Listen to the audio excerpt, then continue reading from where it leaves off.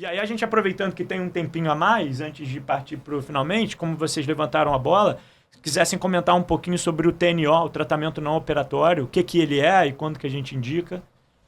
O tratamento não operatório observou-se, né, principalmente com avanços de métodos de imagem, principalmente da tomografia, né, observou-se que muitas vezes a gente abria um paciente, esse paciente, aquela lesão hepática já não estava mais sangrando, né? Então a gente chamava uma laparotomia, né? Um acesso, uma cirurgia desnecessária, né? Não terapêutica, né? E aí a gente, com o passar dos anos e com a imagem, etc., e começou-se a criar um grupo de doentes que mesmo com algumas lesões, às vezes até algumas lesões graves, você poderia evitar uma cirurgia, que às vezes podia ser até pior, né? Então a cirurgia, o tratamento não operatório foi um troço que cresceu muito forte, assim, no início final dos anos 80, começou inicialmente com a população pediátrica, né? A criança, ela tem uma reserva fisiológica e algumas características anatômicas dos seus órgãos que permitem muitas vezes esse tratamento de mais segurança, mas também, por outro lado, houve aquela empolgação muito grande inicial para todos os órgãos, e aí principalmente a gente considera aí as vísceras maciças, né? Aí rim, fígado e baço, talvez sejam os 3 órgãos que a gente mais faz isso, né? Cada um com a sua característica, naturalmente, não vamos entrar em detalhe, mas que permite. Só que isso aí traz um problema adicional, né?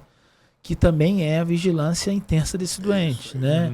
Então você vai ter que fazer monitorização contínua. Esse doente eu não posso pegar esse doente e botar, vamos dar um exemplo aqui, não vou nem falar o nome de hospital, um hospital particular do Rio, padrão, vamos dizer aí, um dos melhores aí, não vou falar nome aqui. Sim. Mas você botar esse paciente lá, ele vai estar mais seguro no Lourenço Jorge. Com certeza. Por quê? Ele pode sangrar a qualquer momento, eu não vou ter o cirurgião lá do lado dele, eu não vou ter o anestesista, eu não vou ter a condição. Então, para fazer tratamento não operatório, realmente você tem que estar num ambiente que tenha o mínimo de alguns protocolos definidos, que tenha equipe sabendo o que está fazendo, que tenha equipe de acompanhamento contínuo, porque um dos problemas é a falha, né? Esse doente que a gente acha que não vai sangrar, como eu falei, ele volta a sangrar 24, 48 horas.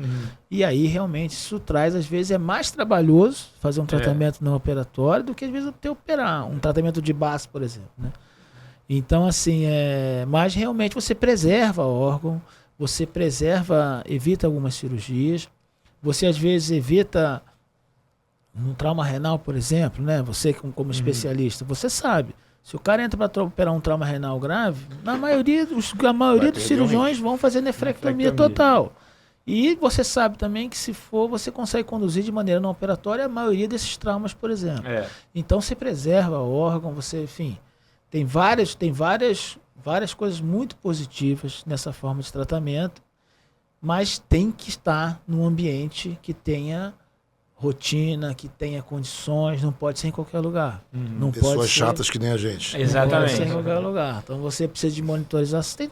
Para cada caso você vai ter vai elencar ali os detalhes e as estratégias do tratamento.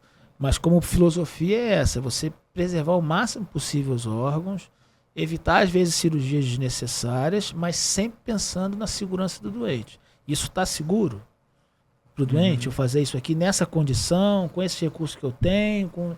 Aí isso a gente pesa. Um exemplo claro, a gente está com um grande problema agora, que é uso de contraste venoso. Como é que eu vou classificar uma lesão sem um contraste? Então é melhor operar muitas vezes esse paciente, mesmo que talvez você pudesse conduzir de maneira conservadora. Ou seja, você tem que ter os seus protocolos muito rígidos e segurança para fazer aquilo ali, né?